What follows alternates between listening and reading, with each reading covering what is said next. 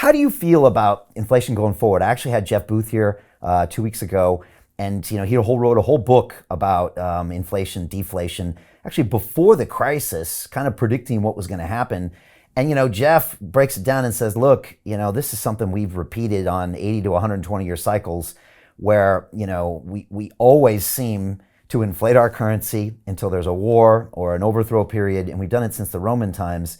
And until we create something deflationary, which of course he goes and talks about Bitcoin, which we will talk about, it's going to be very hard to get out of that paradigm. Do you share the same views as Jeff does, or do you think this is just about getting the central bank to just talk more about to the public about what they're doing? What's your view going forward of how we solve this? Yeah, so I have some reviews to him, and he's an acquaintance of mine. I'm a big fan of his work. Um, so I would describe the inflation situation in a couple different ways. One is that over the long arc of human history, our technology is deflationary, right? So it used to be, someone would have to spend almost all their time working to get food, right? Um, and then we invented tools to make it so you have to work half your day to get food. And then we invented things like tractors. So, you could pay one person and that person could feed 10 people with the work they do. And so basically, if you look at say share of workers in agriculture, it was like 80%, and it went down to like 1 or 2% in developed world because of better and better technology. And that applies to all sorts of other things, construction methods, obviously software and electronics and things like that.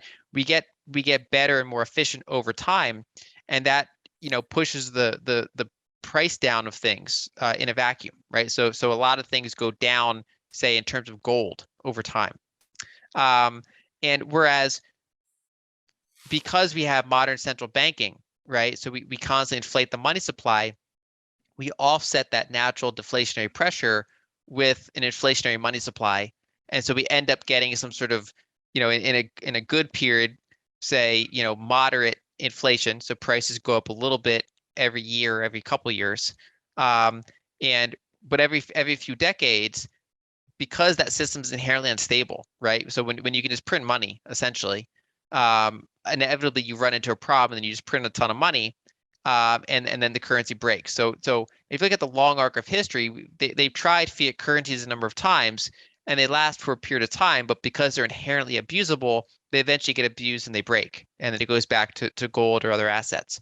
And so over the past 50 years, we've been in basically an experiment. The first time in human history where the entire world was on a fiat currency standard.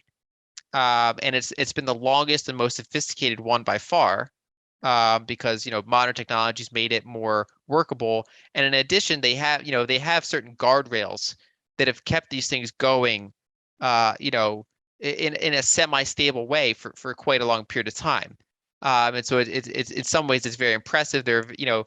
It's one of those things that seems simple on the surface, but when you actually get into the geopolitics of how currencies work, all the way down to say the petrodollar and how that system functions, it's a very sophisticated system with guardrails and these long-term arrangements.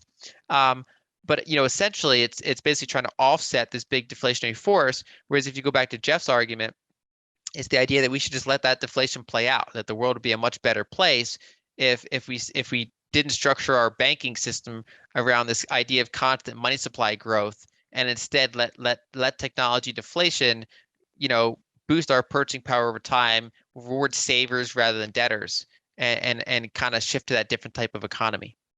And do you think that that's what we should do? I think so. I mean, if you go and look back to say the second half of the 1800s, or the last 3 decades of the 1800s, that was a very good period for productivity growth, and you had deflation in many places, especially in the United States. Now there were some key things there. I mean, they had abundant land, for example, but you basically had a technology revolution, with the internal combustion engine and electricity, and all these things throughout the developed world, and that translated into lower prices of things.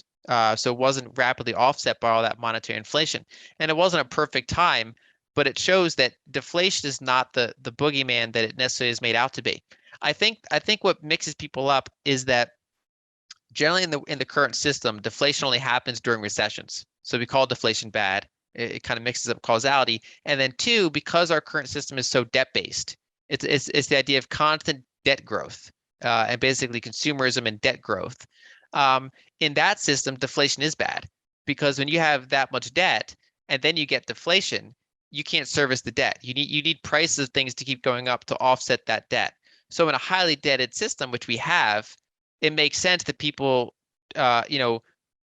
assume deflation's bad because in that niche circumstances, which is mostly what we're familiar with, it is.